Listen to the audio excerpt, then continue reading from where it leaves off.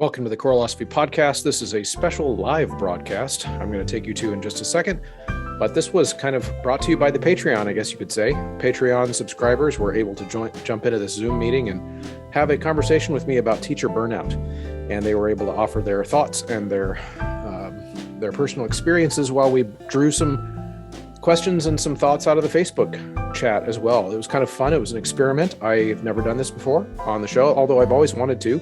So I hope you enjoy it. Now, this burnout story comes from Nathan Connell on the Patreon. He was not able to be in the meeting, but he left this as a comment on the Patreon page and gave me permission to read it. It's a really good story. Nathan says, I flew through undergrad with accolades from peers and professors, promising future music educator scholarships, etc. When people talked about the first year of teaching being tough for everyone, I secretly thought, yeah, but that won't apply to me.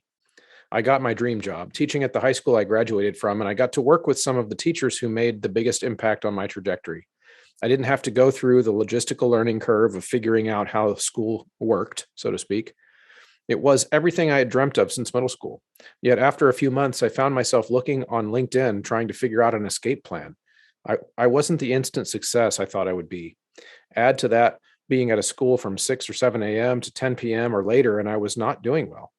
This caused lots of cognitive dissonance. Were all the compliments I received from the professors I looked up to inaccurate? Does this mean their expertise was invalid? I felt like a failure and was circling the drain.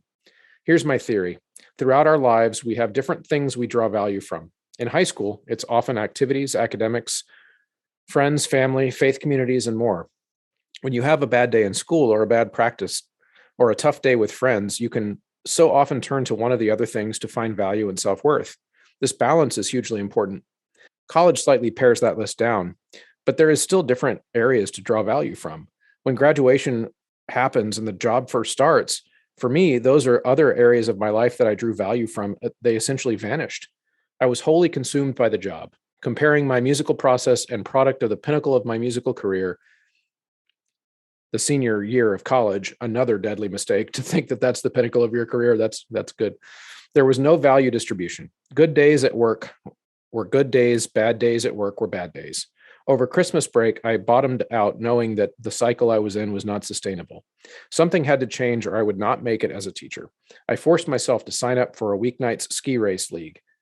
I put a game night with a few friends on the calendar every 2 weeks. I decided to rip the Band-Aid with literacy from here on the Choreolosophy Podcast, and I gave my students more ownership. That began the process of finding value in multiple areas and the process of the work-life balance that we so often hear about. Nathan, that's a great story, and that sets up this conversation very, very well. I hope you all enjoy this first ever Choreolosophy live stream, and I hope there will be more on different topics coming up in 2022. Enjoy.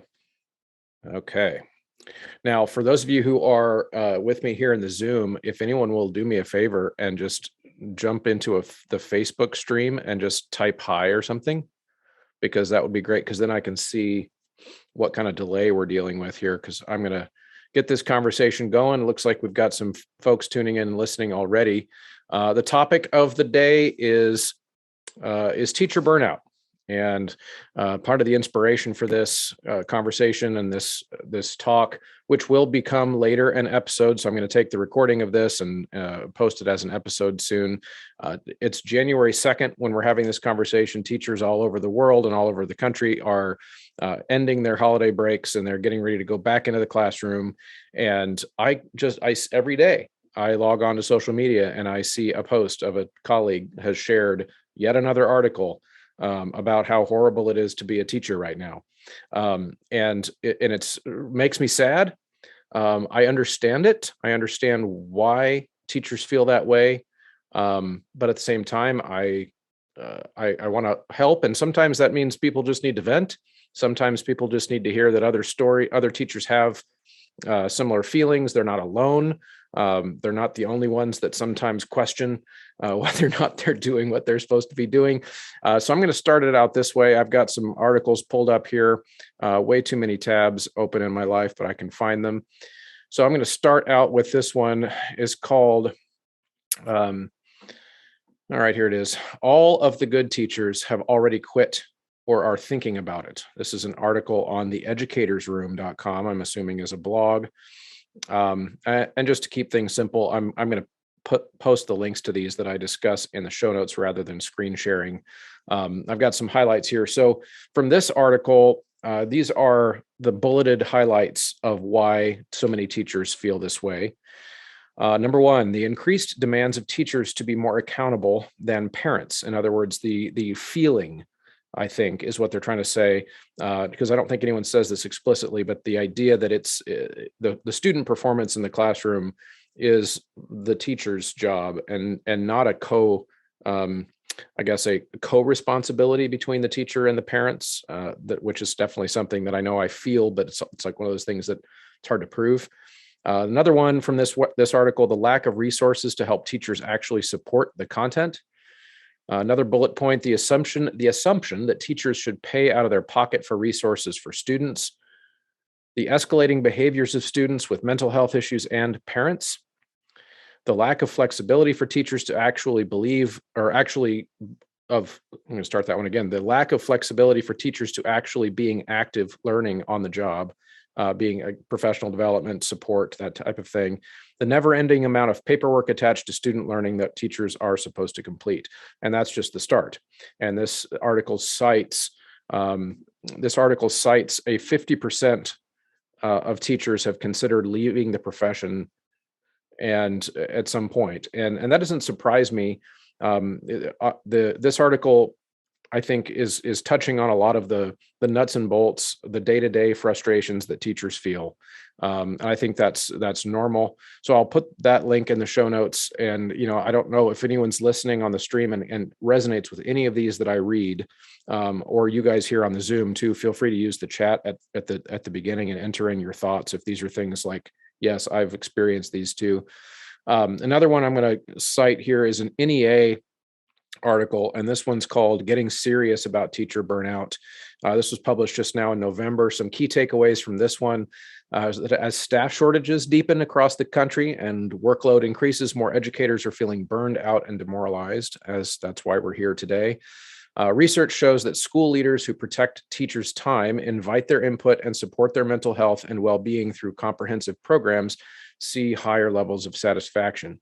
And then number three, unions have been pushing districts to address these shortages and reduce the extreme demand on educators, hire more health and wellness coordinators, et cetera.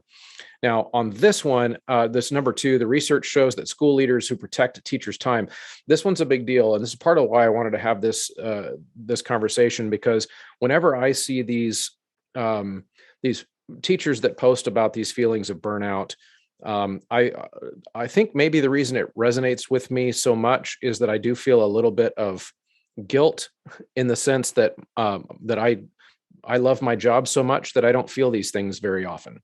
But I understand why teachers do. And I made a post a little while ago about how last school year I felt, for the very first time in my entire teaching career of almost 20 years, that like maybe I should do something else. And I've never, ever, ever thought of that before, ever. But I see so many people to post about that, that it kind of makes me feel guilty deep down, because like I almost like I should feel the struggle that everyone else feels in some ways. But I think one of the reasons that I've always felt so satisfied in my job is because of this one right here in the NEA article of I feel like I've always had bosses that compartmentalize my time pretty well. I've never really felt like my time has been abused by my bosses. And if I'm asked to do something extra, it's always asked and not told, and those types of things that are so important. And I know so many teachers don't have that experience. All right. So now those are kind of two. And then this is another one that I'm going to finish with this, and I'm going to open it up to some other comments and some stories. This one's from Ed Week, Education Week, which is another kind of common teacher blog that gets posted around. It's called To Keep Teachers from Quitting, We Have to Address These 5 Key Issues. And this was also posted pretty recently in December. So the issues that it thinks we need to address, again, poor management, unrealistic expectations falls under poor management. Professional input not being taken seriously. This is another one I've always felt very fortunate. I've had bosses that treat me like the expert in the building in my subject. And when I'm having to explain something, it's assumed that I'm the one that knows what I'm talking about. And I see so many stories that's, many administrators don't treat their teachers in that way. And of course, the third one, staffing shortages, that's common. Fourth one, lack of respect. And then fifth one is this other theme that keeps popping up, classroom management issues, student behavior that is going off the rails, and seeing things with kids that we're just not used to seeing. So those are kind of some of the big ones. And then I'm later on, I've got a couple other articles that I'm going to pull up of some of the things that I think no one's mentioning, partly because they're scary to talk about, but also some of the ones that I think are playing into this. Okay, so I want to see. Okay, good. I do see the hey Beth, hey Stuart. Thanks for chiming in. Oh, all the way from Australia. That's wonderful. Got some stuff going on here in the Zoom chat as well. Let's see if I can pull that up. Don't forget, you can support the Coralosophy podcast in tiny increments, about the cost of sending me a coffee every month for as little as $3. You can join the Patreon group that was contributing to the content of this episode. Go to patreon.com/Coralosophy and sign up and subscribe there for behind the scenes content, as well as rubrics and other classroom materials. Feel free to unmute, Chris, and share what you typed in, because I'm not seeing it. Okay. I taught the first 5 years of my career at Jackson, where I had just phenomenal administrators that the school culture was fantastic. Year 6, I moved up to my current school district, and we had a principal that had been there for about 5 years, and the school culture was horrid, absolutely horrid.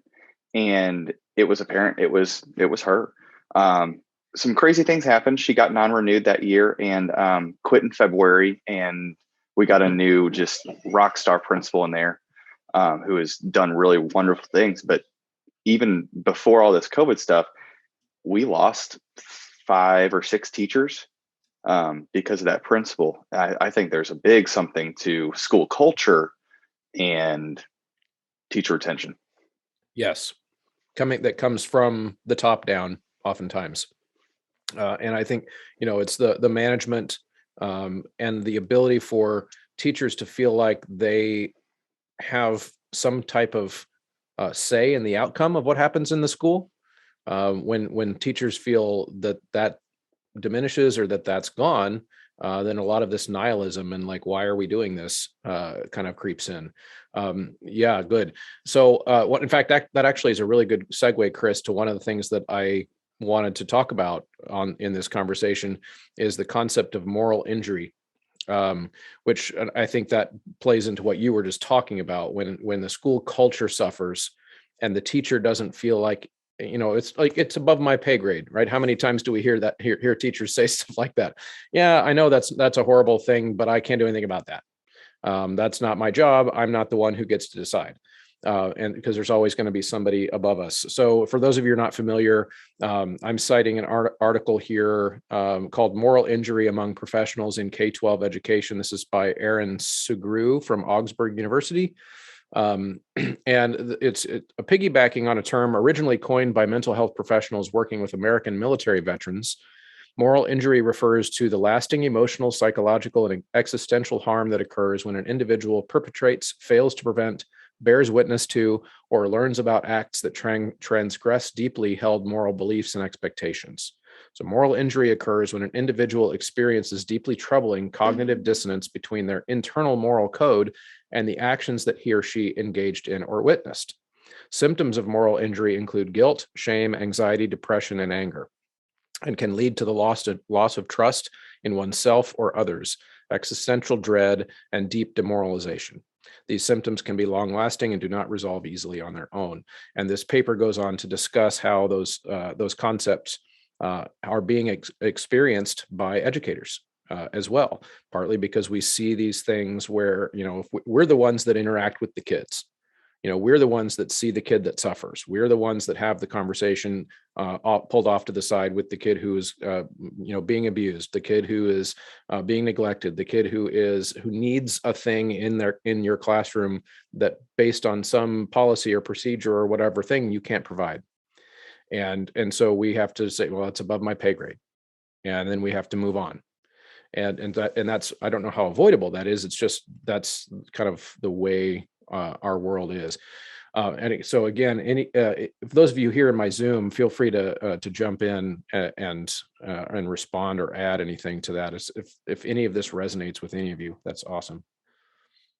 Oh, we got more. Welcome, John. For those of you watching on the Facebook stream here, we've got Chris, we've got Jeff, we've got Max, we've got John, and two Johns hanging out here in the Zoom meeting, jumping on over from the Patreon. Thank you so much for joining.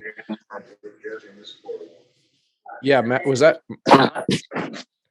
That's John Marker. Okay, good. Another one I'm going to throw in there as a possible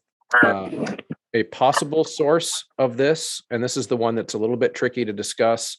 And then again, feel free to add your comments, guys. Is this concept of moral injury was the first one I introduced. The concept of anxiety contagion is the other one. This one's tricky because anxiety contagion is the idea that I feel anxious because you feel anxious. And this is a well-documented psychological phenomenon. Anxiety is contagious. When lots and lots of people start to feel it and express it, then other people start to feel it and express it. And the reason it's tricky is because when people hear about the concept, they oftentimes think, well, are you saying my feelings aren't real?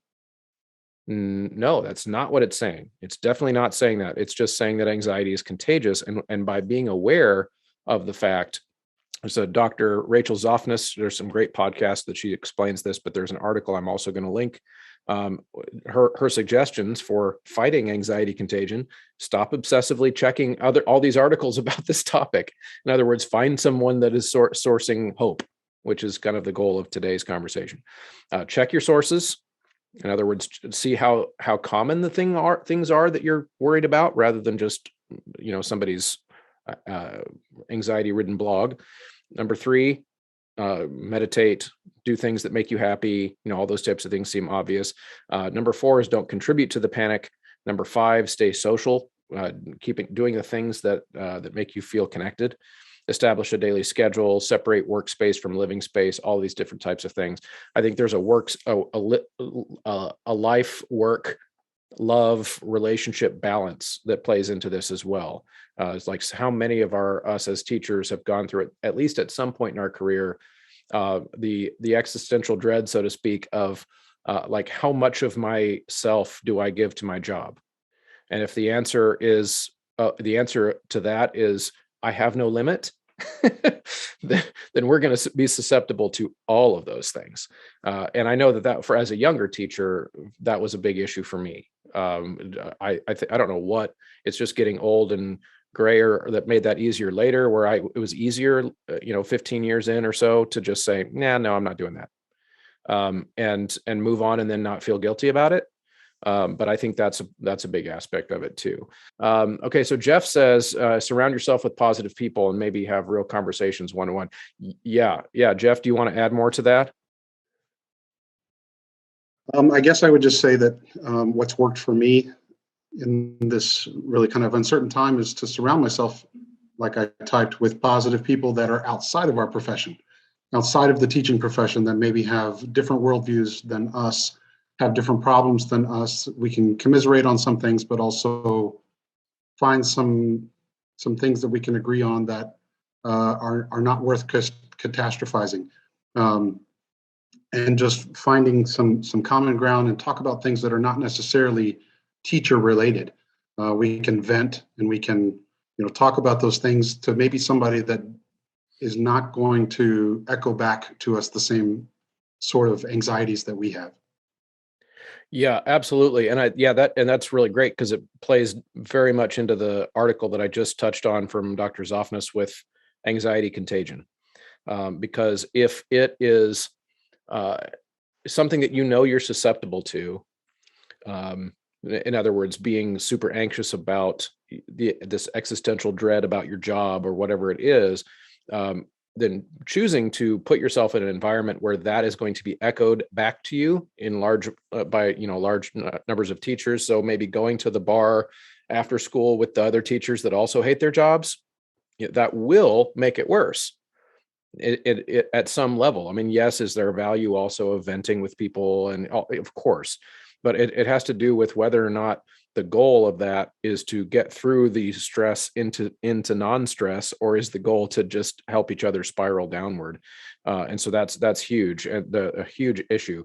All right, good. Couple more here. John Sargent says, I would love to give my experience regarding, yes, this school year, you have some issues this school year have been positive and truly life-changing. John Sargent, why don't you jump in and share that? Right. So the last time we met was our podcast last year. It was about a year ago. And we talked about teacher burnout. I think that was that, and how that ties into teaching kids how to read music, or basically putting the learning responsibility in the hands of the students. And I just kind of wanted to kind of provide an update about that. First of all, this school year has been a life changer in terms of how I feel about my job. And I feel this applies to any teaching. And I feel very strongly that the associations that I've had with my mentors, you and, Don Brinegar, who's my conducting mentor and my, philosophy of conducting mentor, and also Adam Peltrowitz, who really kind of guided me over the summer. So just a little background. I've been teaching in Ventura County, California. This is my 22nd year as 24th year as a teacher, 21st year at where my current job is. Uh-huh. And, I did experience a lot of what you were seeing on the Facebook groups about teacher burnout and about overworking. And I think that was probably our topic of last year, was how to not take work home, or how to just make your job more enjoyable and not feel like, we're being burdened with all this extra stuff. And that started my journey to find some things. First of all, addressing the anybody can get an A, and that addressing that, it is true that we let our standards slide when we just haphazardly let people show up and get an A to a concert, or let people just take choir and get an A. And there's and I found that there are some very simple things to do that the self-assessments for one, and that help that sight reading factory and teaching students how to read, knowing your music in terms of how it sounds without piano. In other words, rehearsing a cappella has been a big life changer. I'm fortunate to work in a school district where we do have a paid accompanist. However, we do sort of a hybrid. We warm up, we sing a cappella, we warm up without accompaniment many times. We sight read at the beginning of class. We always sight read. Oftentimes we do sight reading factories based on the music that's going to be read that day. It'll be in the key or in the meter, so we can choose that on sight reading factory. We can choose the level that is class appropriate, but yet appropriate for the music we're about to rehearse. And then the kids write in their solfa, and they take it away. And I don't help on the piano. In fact, nobody touches the piano. And so that's made a big difference, because that causes the students to not have to ask for notes, and clearly that the responsibility is in their hands. And if they're doing sight reading factory exercises every week, which we keep track of, that's a big deal. That's a huge deal. I could go on and on and on if you like me to. Yeah, but no, I'm really having a good year. Yeah, no, that's great, John, and that's great news, and I'm excited for you. And that when we did that talk a year ago, and actually one of the very first episodes that I did on this show, also was kind of from the perspective that also no one wants to hear, which part of teacher burnout and fighting it involves you, the teacher, changing what you're doing. Like part of this is on us also. In other words, if I'm not happy with my situation, I change it. And of course, all the stuff I read from those articles at the beginning is all about stuff other people need to do. The administrator needs to do this, and the school district needs to support me in this way, and all these things, and those are all valid. But what you're talking about is, there were certain practices within your teaching that you needed to change in order to take the next step to lower your own level of stress, all those types of things, and that's extremely important. So that's awesome, and that kind of leads to the next comment here that I'm going to read from Chris, which is toxic positivity became a buzzword, and I'm going to connect those two because I feel that's something I've been accused of too, Chris, and I'm going to let you jump in and talk more here in a second about that. But when I tell teachers there are things that you can do to make your own situation better, sometimes that is called toxic positivity. Because if somebody wants to commiserate and just wallow in self-pity, they don't want someone to tell them, well, you could change this and do it yourself, and you could fix that, or at least alleviate that problem. But I think that's just a misunderstanding of what that means. I think it's just we can always improve our own situation while also complaining about bad administrators, or whatever it is. It's not a either or thing. So Chris, why don't you tell us a little bit more about what you were thinking about toxic positivity there? So I'm the teacher in my school that stands in the hallway between every hour, whether it's my duty hour or not, and I say hi to every student that I know. And one of the English teachers decided to say, "Hey, what's your point here? Like, why are you doing this? Is this toxic positivity?" And I'm like, I think it's just positivity because this is who I am as a person, and I don't think that there's any negative. Like, I don't really know what angle you think I could be coming from. That this is not a good thing. Well, Chris, hold on, Chris, because I think what's going on there is some people, if you're positive when I'm not, then that's toxic positivity. Yeah. But I bring it in my classroom. And I started doing something this year called the Choir Cup, and it was kind of a building the ship as it was sailing idea I had, where they could earn points for this, that, and the other. And then at the end of every quarter, the students would write on a Post-it note something that brings them light in their life, something positive, a quote, a song, what have you. And then we put it into the Choir Cup. It's a really ugly trophy, but if they're feeling down, if I can monitor that they're feeling at a low point, I'll say, "Hey, let's take 2 minutes and draw something from the Choir Cup, and let's see if we can turn this around." And I had a couple seniors tell me, "Mr. Bemler, that's so cringy." Like, for real?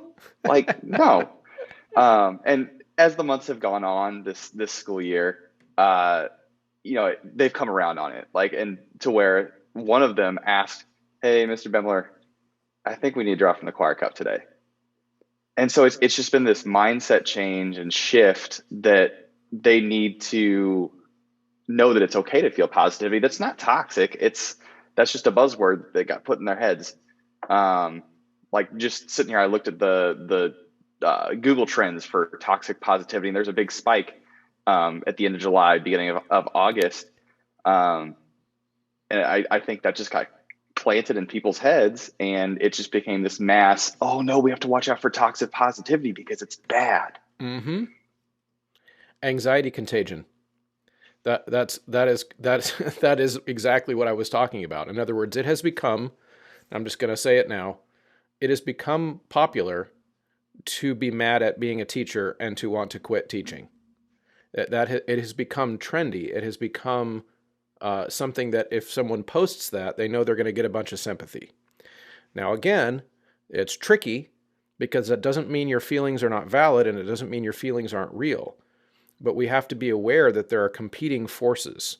There are incentives that we would have to make a post like that or to express a feeling that like that, because we are, in some ways, as humans, we're always seeking validation. And so if I post something about, I mean, I did it a month and a half ago, although in my case, I was talking about a feeling I used to have. I was talking about my feeling of last year when school was online, and I was feeling like I couldn't do anything for my students. I could see I was being morally injured because I could look into the screen on the Zoom call and see that there was a kid there trying to do his or her homework with 6 or 7 siblings running around the house in the background, not being able to concentrate, not being able to do anything productive, and I could do nothing to help them. And that was morally injuring me every time I would do it, and I was thinking about quitting, and I made a post about that on Facebook. And that was something I don't feel now, because school's in person now and I can see kids and we're doing stuff. And so I've left that feeling behind, but I made a post about it. And of course, I felt that rush of dopamine every time somebody loved the post, every time someone says, no, you're a good teacher, all those types of things. And we need to be aware of how those things affect our psyche, of how those things manipulate, in some sense, our incentives to make a post about how our jobs are so bad. And so one of the things that I could suggest is that you take those stories like Chris was just telling, and somebody might be near you offering positivity because they've experienced something good at a time when you are maybe not experiencing something good. That doesn't mean they're toxic. It just means that person's in a different place. And that's where this kind of ties it back to Jeff's comment earlier, where maybe you need to have a conversation with somebody not on the internet. Maybe there's a place where an experienced teacher who is settled into their routine and they seem like they've got it all together. Maybe you pull that person aside and say, hey, I'm freaking out. Maybe our freaking out posts, or our freaking out posts, so to speak, in air quotes, need to not be posts. Maybe they need to be, one-on-one conversations with somebody. Hey, talk me down off this ledge, whatever it is. So yeah, I think that's really good. And the things Chris was just talking about too, of needing to find new approaches within the classroom to get kids engaged, whatever it is wonderful. Jeff says positivity and motivation come in waves. Oh yes, that's good, Jeff. Instead, perhaps we can focus on self-discipline to get us through the lower times. Again, yes, thanks, Jeff. That's one of those things that nobody wants to hear. No, nobody wants to hear there is something you can do at your low times that is your responsibility. They want to hear which principal is to blame or whatever. But I do think I do want to spend some time talking about the structural things in the school that are, again, legitimate, because that's why this conversation is so hard. It's such a hard conversation because we have to recognize that there is an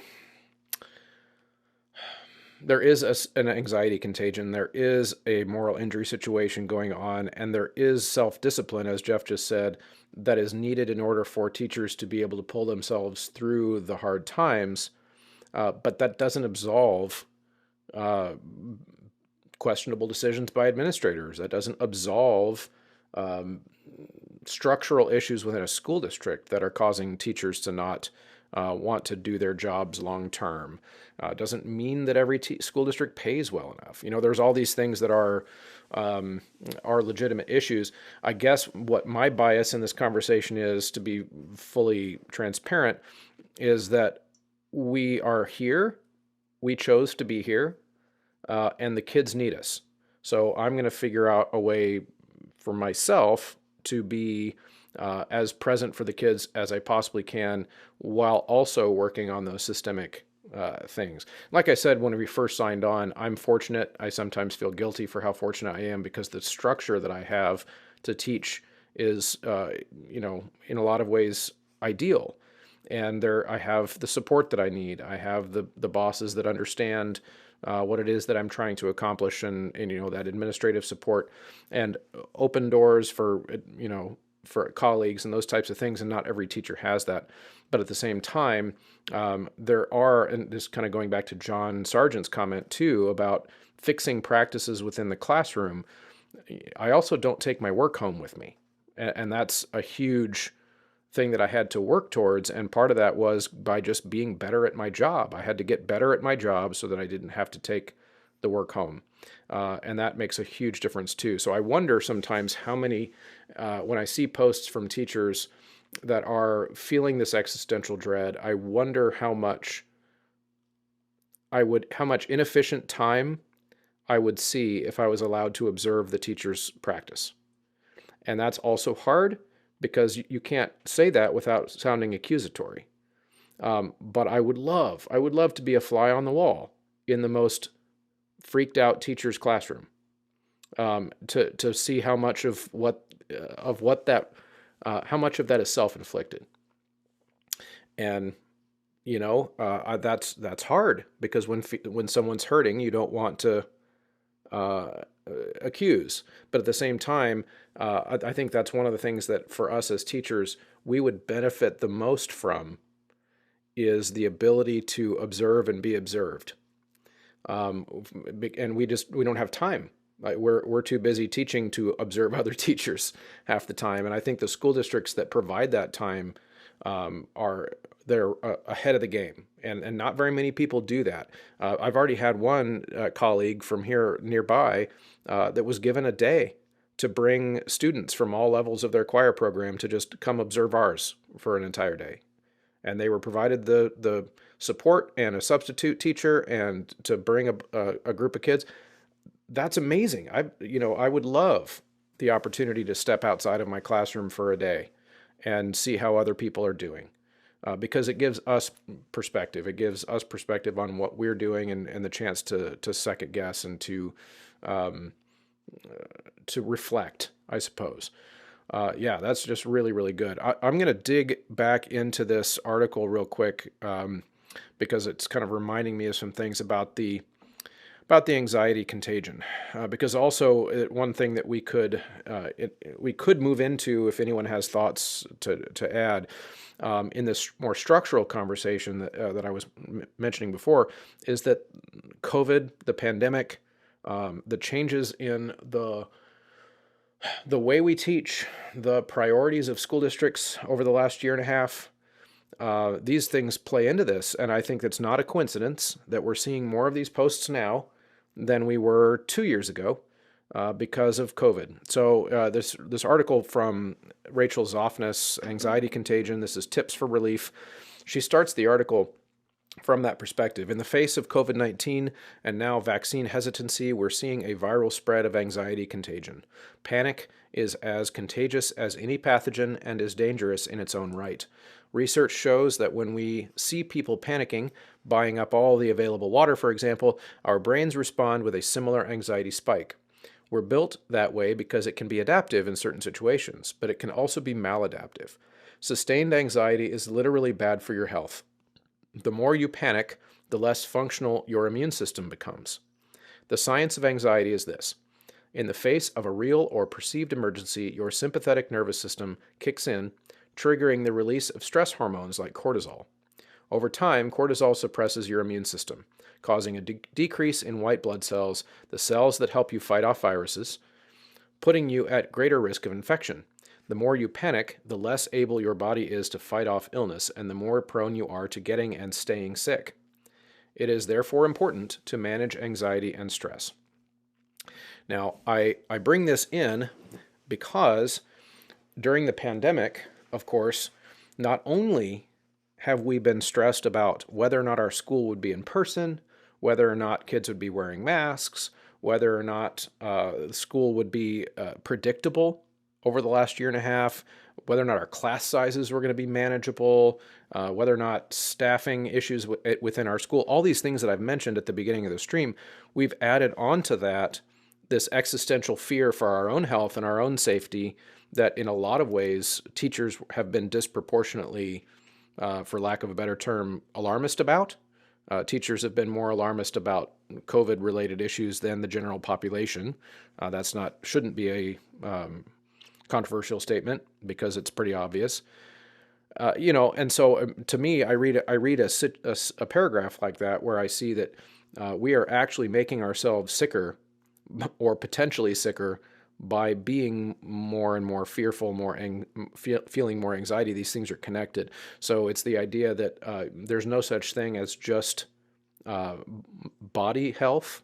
There is mind-body health, and it's all connected.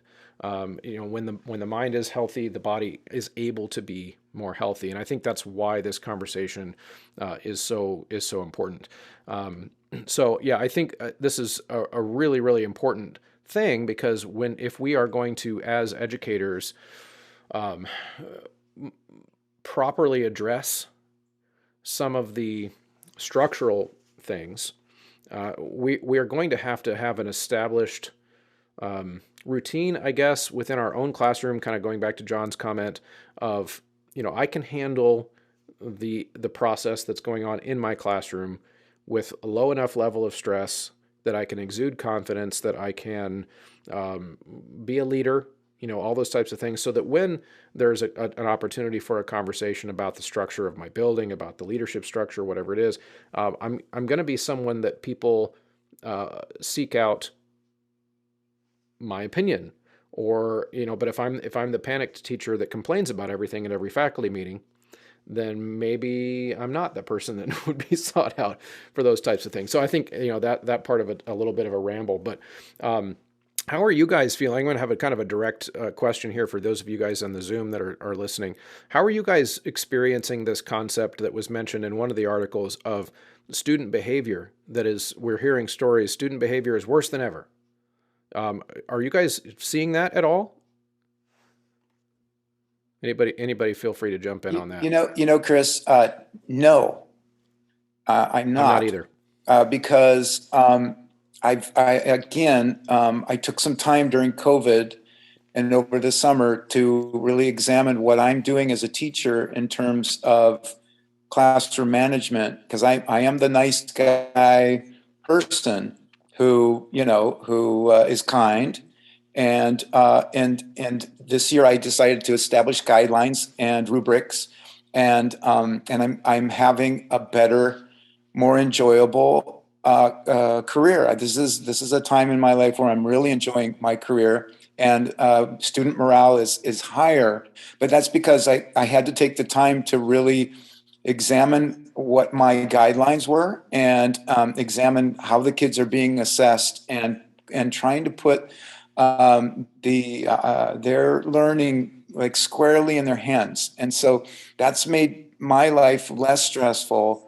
And I don't mean to be overly positive, but and that's not my intention, is to say, hey, everything's great. It's not everything's great, but I can go to school at 7 and leave at 2:30 and not take problems home. I'll take work home, yes, because I need to prepare my music, and I'm doing other things, booster meetings and stuff like that. But I'm not taking my emotional involvement that I used to have in the classroom, which was dealing with behavior that wasn't clearly defined. In other words, where my expectations weren't clearly defined. Where now I can, without getting involved personally, feeling stressed out about engaging students, having one-on-one conversations without feeling that I have to defend myself.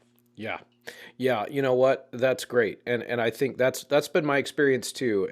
Although I will say that crazy behavior and out of control stuff is happening in our building. In the building that I teach in, we're seeing discipline level events and crisis level events at a frequency that I have never seen in my 20 years of teaching in the same area. I've been teaching in the same area my whole life. Never seen anything like it. And that includes when I first started teaching, when just societal level crime was a lot higher than it is now. Those certain types of things, because I'm old, I've been able to live through that curve a little bit, and things are crazy in our building. But in my classroom, it's in a lot of ways better than any time in my teaching career. And I think in our environment, it's because we have created a system where, like John said, I use these rubrics. The standards are very high, but they're also very objective. And so the idea of classroom management just is not a concern, but it also has to do with how I frame what it is that we're trying to do for the students. And I've created an environment where they're bought in. They feel ownership for the product because I'm not feeding them, as John said, I'm not feeding them the information. I'm just facilitating, and they go out and get all the information. They create this music with me rather than from me, so to speak.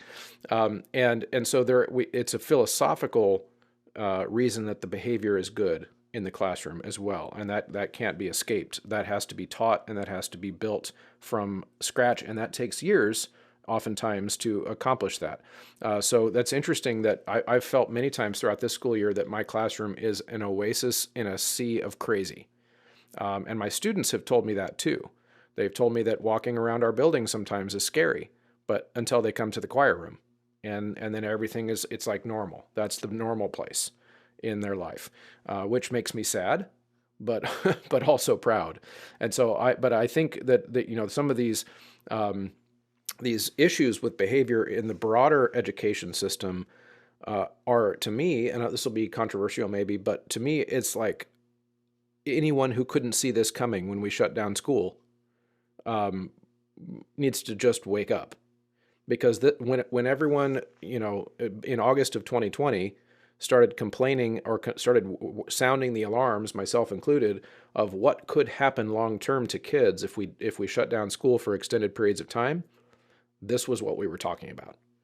It's when you have kids that are not supervised for 18 months and not doing anything because their parents are at work and they're at online school. And oh, by the way, we're not going to grade the kids during that time because we're just going to make it all participation grades so they don't have to actually show up. What do you think they're going to do? They're going to be selling drugs. They're going to be running around, not doing anything. And then when school opens up again, they will have forgotten how to do school. Like this is obvious, like just obvious. It's adolescent psych 101. And this is what happens to kids. And I think we're seeing that. We're seeing the distrust that maybe a kid wouldn't articulate because they're 14 or 15, but essentially schools let them down when they needed us the most. And then we're seeing the repercussions from that. Chris says, we haven't seen the ridiculousness that the news says is taking place due to TikTok. Yeah, I haven't either in my classroom, but we are in our building. And he says, but I have noticed a decreased ability to self-monitor and control impulses by my younger students. That's an interesting point, Chris, because in our building, and again, I'm not seeing this with my younger students either, just because of the system that they're walking into is pretty well established when they come into the choir classroom, but we are noticing discipline events in our building for 9th and 10th graders is dramatically higher than 11th and 12th graders. I don't know, a lot of you are nodding in the chat. It's a huge difference. And I think part of that, again, has to do with the fact that the high school students, the older students, and this is probably true at some college situations too, where and Jeff's nodding, at the college level and at the high school level, if you've got a connection to the building, to the institution prior to all the COVID craziness, in other words, you were there, you established relationships with the teachers, you established some connection to that school, that high school, that college, and you started to feel some of that school spirit, for lack of a better term. And then things shut down, you were more likely to come back wanting to restore that. But if you are a 9th and 10th grader or a freshman in college, you just showed up and the first experience you had was a teacher looking at you through a computer screen asking you to do homework, you're not going to feel any of that connection. You're not going to feel any of that human, the human pull towards each other that would cause you to not be a jerk when you're tempted to be a jerk later. I think to me, again, this is just Psych 101. These are the things that it was obvious these things would happen when we made the choices that we did. back in August of 2020. Okay, Jeff added, we have the opportunity to create a refuge from their existential dread. Jeff, talk about that, because that's wonderful, I think, but I want to know what you mean by that. Sure. So, I mean, a little context. I teach at an undergrad university, so it's, my students are largely 18 to 22-year-olds. But and I have taught, 7 through 12, grade 7 through 12 before. But the similarities of students can't be understated. They're basically just older kids. And I would say the same of myself. I still see myself as a kid mentally sometimes. There are things that they come to our choir rooms with from the outside world that we can have the opportunity, if we set the right stage and set the right opportunities for them, to come into our rooms and feel safe. Of course, we know these things. They can feel safe. They can feel a sense of belonging. They can escape the outside world. They can lose themselves in the work of the music. They can, find some sort of refuge. I've had several notes from graduating seniors, college seniors recently, that have just said, if it weren't for choir, I don't know if I'd still be here right now, because of everything that was going on in the world at the time, all of the problems that were in the world, all of the issues that I was having in my personal life. But choir allowed me the opportunity to see that there's beauty that can still be made. And there are times that I wanted to give up, but walking into choir always turned my day around, or gave me the reason to get up out of bed that day, because I knew I was going to go and make music with my friends. Yeah, absolutely. We have sometimes teachers spend so much time complaining about the structural issues in our lives, including pay and including, time being abused and all those types of things. And sometimes we forget that, especially those of us who have taught 15 or more years, we are part of the global 1% elite. Income-wise, we are somebody who has an upper middle class lifestyle if we've managed our money well. In many cases, we teach students, though, that come from situations that we could not imagine living in. And we need to remind ourselves that we are privileged to have a salaried position with benefits and a job doing something that we love to do, and something that we grew up doing as a hobby when we were kids, and now we get paid to do it. Like, there needs to be some appreciation there. But then, as Jeff was just saying, to remind ourselves that we might have students that don't just come to choir because they think it's fun and it's a hobby. They need to come to choir. They need to. And that's, it's not a frill. It's not something that they do like, playing recreational softball or whatever. Nothing against sports. I love sports, but it fills a different need for some kids, and we need to be aware of the role that we play as classroom teachers, but also as choir directors. Yeah, that's good. We might come back to that here in a second. I'm going to pull in a comment now from the Facebook chat. This is from Alberta, Canada? Alberta Smith. She says that I let my personal health get out of control by not taking care of myself. I think I would have stayed full time for another 6 to 7 years if I had taken time for my own health needs. And man, that's a big one. And I think this ties back earlier in our chat. We were talking about how much of ourselves, so to speak, how much of our lives do our jobs get? What proportion of our energy gets dedicated to our job versus to our life and to our families and stuff like that. And this personal health one Alberta brings in is, that's a big deal. I've done episodes on this before, but for most of my adult life, there was a lot more of me to love. I lost quite a bit of weight when I was 35. I'm 42 now. I gained some weight during the pandemic. That needs to become a New Year's resolution for me. But for the most part, I'm still quite a bit more in shape than I was for the first 15 years that I was a teacher. And so for me, that was my personal health journey. So Alberta brings that up of just how that she feels like that shortened her career. Man, and that I think that's that's true of a lot of folks, a lot of teachers, whether it's weight or whether it's, who knows, could be alcohol, could be smoking, could be mental health. It could be all types of things that because we feel so pressured to put all of our energy and all of our time into the teaching because it's how we define ourselves. It's who we are, so to speak, that we don't take the time for our health. And so the very episode 1 on the Coralosophy podcast was about that. It was kind of me telling my story about that. So I encourage people to go back and check that out. But yes, that's absolutely an important one. But to put a finer point on that topic, teachers need to feel empowered, not only by, hearing random podcasters on the internet talking about it, but also their bosses, their colleagues. They need to be, we need to be encouraging each other to not wear, I guess you could say, wearing overworking as a medal around our neck. So we tend to, the way teachers brag to other teachers is by how much extra work we do, or how little we go home, or whatever it is.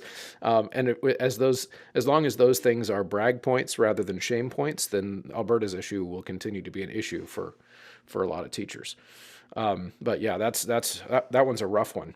Now the other one, I don't know if anyone has any strong feelings. I tend to get to make enemies when I say this, but why not? The teacher pay thing also kind of bothers me. As when I don't know, I feel like I get paid just fine. I get I work 8 months of the year. When you look at my calendar and take out all my weeks off and my time off, I work 8 months. If I were to add 33% to my salary, I would be making more than most people who work middle management corporate jobs. And the benefits that come with that. For my personal perspective on it, again, this is where the psychology makes so much of a difference. I make the same amount of money as any 20-year teacher with a master's degree that works in my district. So, right? So we all get paid the same. I don't get paid extra because my choir got a 1 at contest or whatever. It doesn't work that way. But the psychology of how I choose to look at my paycheck, I think, contributes to my satisfaction, which is that I think, okay, so it would be nice to make that extra 33% that other people make, but then I remind myself that those other people work 50 weeks of the year out of 52. And if they're lucky, they get that 2 weeks of vacation because they've put in X number of years for this company, and now they finally get their 2 weeks or whatever. And I got 4 months off on day one, and so the way I choose to look at it is that I would not trade that extra money for that time. There is no amount of money that could get me to stay for another 4 months at that school. And it's not because I don't love the school or I don't love the kids. It's that I don't want to do that extra time. I chose teaching because of that extra time. Like, I knew that was part of the deal. And I travel in the summer, and I do choir camps, and I do other types of things that I wouldn't have otherwise had the time. Chris asked, do you think that people feel that they are not properly compensated because even though we don't work 52 weeks, we lack personal autonomy during our work days? Chris, I don't know what you mean by we lack personal autonomy during our work days. What does that mean? Jump in and tell us more. The ability for us to use the restroom when we need to, get paperwork done. When we have students in front of us, we are mentally turned on, go time 100% of the hour. And I've heard that argument, from some people. And I to a certain extent, I do share that, because sometimes if I have, a day where kids are working on musictheory.net assignment, I'm like, holy cow, what is all this time I have to get this organizational stuff done that I don't have to do after school? Yeah. So And I see Bryce in the Facebook page agrees with me about the pay. And but although Chris, I want to say that I hear what you're saying. That our job is different in the sense that um, we are on all the time and we're in public, so to speak, all the time as teachers, and that is a different type of stress than somebody who sits at their desk and enters data into a computer and answers emails and can do it at their own pace and they can get up, right? But to me, that I knew that going in, right? I knew that that was the type of job that I would be doing. And so I don't really feel like that's fair to factor into that conversation. However, it is totally legitimate to point out that when my comparison of the corporate job, the corporate desk job to being a teacher in terms of pay is not a great comparison. It's apples and oranges. I'm just sharing my values structure, I guess you could say. So my values of why I'm satisfied with what I get paid is because of that. So I'm satisfied with what I get paid because I do the math of the time off that I get. And to me, I get paid with time off. Okay. So to me, time off is also payment. It's a value. It's something that I value. In a perfect example, I work at a church, and one of the very recently started that job, and one of the bargaining chips that I put out, it's like, here's how much you can pay, but here's how much time off I would need for that amount of money, right? And I think that's fair to remember that dollars are not the only thing that give us payment or give us a sense of value. And so that's really big. So then Jeff adds, I feel like that is because teachers haven't learned to prioritize their downtime. And yes, and this also goes back to John Sargent's comments earlier about how efficient is the time we are spending in the classroom during the classroom day. That contributes a lot to the psychology. Yep. And yes, and I was going to say that, and John says that many teachers have side hustles. Like I have a side hustle. I have several side hustles that pull in income for me, but also I can only do that because of the efficiency that I've worked the classroom environment to be. Because if I was spending 4 hours after school every day, making practice tracks, or grading homework assignments that are busy work essentially for the kids, or all these types of things that could translate into my downtime, then I wouldn't be able to do this show. I wouldn't be able to work at a church. I wouldn't be able to do Contagion or any of those things. But yeah, that's good. Back to the Facebook chat real quick. It says, it varies a lot depending on, Alberta says it varies a lot depending on your district or years in terms of pay. It also varies a lot depending on where you live in the country. Right, there are districts and there are states that factor teacher pay a lot differently. That's a huge difference. And so I, of course, don't want to make a generalization. That's why I try really hard to, when I frame things. So this is why I get in trouble with other teachers on this topic, because if a teacher wants to be mad about pay, they want everybody to be mad about pay. And I'm not mad about my pay. That's my personal position on that. Bryce from the Facebook chat says, I tend to use my time off when my kids are teaching themselves, i.e. sight reading, to answer emails. I'm in front of the class and keeping an ear on the class, but also take care of small tasks also. Yeah, that's big. I did an episode with Betsy Cook Weber a while back where she was talking about the need to pass off more and more stuff to our kids. And for me, that is a new goal. In fact, last week, I'll share this. My entire house has COVID right now, except for me. I think I had it last week, like right before Christmas, or no, I don't remember. Time is a blur on Christmas break, but I was only sick for like 24 hours. So I was like sick and then stayed home from school on Tuesday. And then I was fine the next day, but then 3 or 4 days later, everybody in my house over break is sick. And so I didn't get a test, but they all did. So, and so the reason I'm sharing this is because I was thinking about the concerts that we did the weekend before that, the weekend before that. And I thought, wow, I was like 5 days away from having to miss all those concerts because I got sick. and I had three concerts in one weekend. And so then I started to think, well, what if I had gotten sick 4 days sooner? Then all of a sudden, all that work and all that energy goes away. And so then I started thinking, what if my goal now, as I constantly reflect on my teaching practices, what if my goal is to not go into a single concert ever again that would have to get canceled if I wasn't there? Right? Whoa. At the high school level, that would be, transformative, because the reality is, if there are certain details that are happening the day of a concert, that I am the only one who knows how to do those things.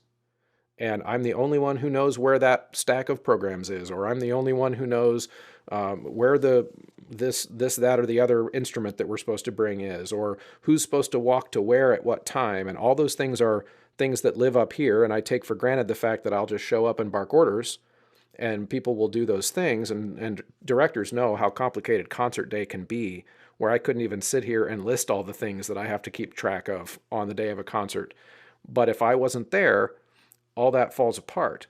So what if my goal has to become, going forward, because this COVID world that we live in, what if I'm not there? Which student would step up? Which student would be empowered? I've got colleagues that I work with, and accompanists, and my other teacher partner that I work with, and of course they're there to step up too.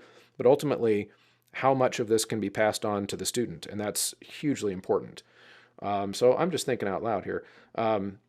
John says, yeah, John was going to say that, or add that as well. Can we step out of our job at a crucial moment and have faith that our students will step up to the plate?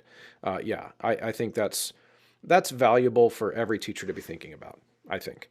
Not just choir teachers, just any educator, as we move more into this kind of project-based learning trend that is happening in student-led learning, which of course in my classroom we've been kind of ahead of the game for years on that, which is student-led sectionals and student-led work and all that kind of thing is very important. But yeah, that's really good. I would love to see that. And speaking into the teacher burnout, or the original topic, is how much would that contribute to a teacher not feeling like their job is so stressful that they couldn't take that day off that they need for their mental health, or whatever it is. If you're feeling, I personally am a teacher where I don't take days off, because my district pays us back for the days that we don't take. And so if I'm not sick, I'm not staying home. But there are teachers who, and there's no shame in it, that feeling free to take that mental health day and not feeling guilty about it and not feeling like nothing would get done that's huge for a lot of teachers. And I've talked to them personally, and I know that that's an issue. It's like I am swamped with stuff, and it would be great to just take a personal day. But then they don't, because they know that things would be chaos when they're gone. And that's a shame that it's that way. But because I do feel like in our environment where I teach, even, on days we're getting ready in the next little while for convention season, so to speak, and we've got our Missouri Music Educators Convention, and all the teachers will be gone for 3 days or whatever. And I feel good about where our students are, where that we can leave some instructions with even non-music qualified subs, and stuff would get done. Maybe not as efficiently as if we were there, but stuff would get done. And I just don't know if yet we would be ready for all the teachers to not be at a concert. Maybe that's a goal for us going forward. Yeah, Jeff said, and arranging things for a sub, cleaning things up in the aftermath seems not worth it, but it is. Yeah. The details, the little details that nobody thinks about except for the director. That's good.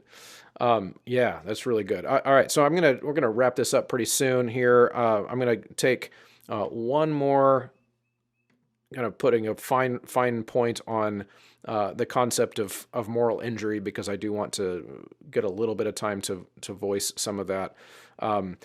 We've touched on it a little bit already, but I think that this is the idea that in this time of pandemic teaching, which, as we all know, we read the news and we see what's going on right now, that's not over. Right? We are going to be in situations where there will be that constant threat of kids missing out on school due to COVID at times in their life, as Jeff said earlier, that they really, really need us. Now, that could be because they individually are quarantined for 2 weeks or 5 days or whatever it is now, or because a school district, like many around the country, already are closing schools next week because of COVID-related issues, kind of depending on where you live. So that is going to continue to be our reality, where some kid who needs school at that moment is not going to be able to access school because of the pandemic. And so I think that as long as that continues to be a significant part of our reality, we are going to see equity problems because, of course, the kids that are the most damaged by the loss of public school are the ones that are the most at risk in the first place. In other words, they are the ones that don't have the financial resources at home to have a tutor show up when the school is online, while the parents go to work or whatever. They are also the students who, like I mentioned earlier, might have 5 or 6 siblings at home, which already puts them at a disadvantage being able to access technology, access the internet, those types of things. And there is a disparity in how these things are, how the harms of all of this fall on certain students. There are certain parts, for example, in my school district, certain parts of the district that it's not because I don't care about those kids, but there are certain neighborhoods in our school district where I'm not worried about those kids if we go online for a week. They're going to be fine. There are certain parts of my school district where I know the shenanigans that goes on in those neighborhoods when school is out, and I worry about those kids. And so I think that the moral injury concept is the knowledge, because I know a lot about the behind the scenes for a lot of my students. I know a lot about their home life because they tell me, is that I know that when they're home and not at school, I think Jeff kind of hinted at this earlier too, is when they're not with me, they're in trouble. And that worries me, because I think we're going to be dealing with that. Now, of course, it was worse last year in our situation. We had a lot of online school, and I was aware of that stuff going on all of the time, and I couldn't do anything about it. And so I think the challenge for us going forward as an education profession is, how do we healthily process that as teachers? How do we look at that situation? We know it's above our pay grade, as I said before, but also knowing that if we don't do anything about it, no one will. Those, I don't know, that I struggle with that. But I think that's probably my biggest source personally of that feeling of teacher burnout. Where did that come from for me last year? It came from that, the ability to, or the knowledge that I couldn't reach through the Zoom meeting and fix somebody's problem. That's not psychologically healthy, right? I shouldn't put that kind of pressure on myself. But that's, again, I think, this moral injury, and I'm going to link all these articles in the show notes when I post this. But as somebody reads through that, that's kind of the point of knowing about that, is that it's not psychologically healthy, but that doesn't mean that it's not a real feeling that should be expressed and should be felt. And that kind of goes with all the teachers that, for all the articles that I hinted at earlier and I read through, of all the teachers that say they want to quit teaching, none of those reasons are probably very psychologically healthy either, but that doesn't mean that they're real or that they're not real, right? We have to tell, when we hear a colleague that's expressing these things, just because there's possibly a way for you to solve your problem doesn't mean it's not a real problem. And I think that's just where where we as educators come into this with a little bit with maybe empathy for each other as colleagues, and for our students, of course, but also for ourselves. Okay, final thoughts? Anybody want to throw any comments in as we get ready to sign off here? Well, okay. Thank you guys so much for hanging out with me. This was fun. I hope somebody found something helpful, and I will get this all clipped up and post this as an episode. I'll try to trim out any awkward parts and make it fun for the podcast listeners. All right. Hey, thanks everybody. Okay. Thanks, Bye-bye. Chris. Special thanks to all the Patreon subscribers, as well as the Patreon producers, which I won't list off in this one for time. And for the Patreons, special thanks to Chris Bemler, Jeff Wall, John Markert, Max Jackson, and John Sargent from the Patreon for chiming in and hanging out with me on the Zoom meeting during that conversation. That was fun. I hope to do this again sometime.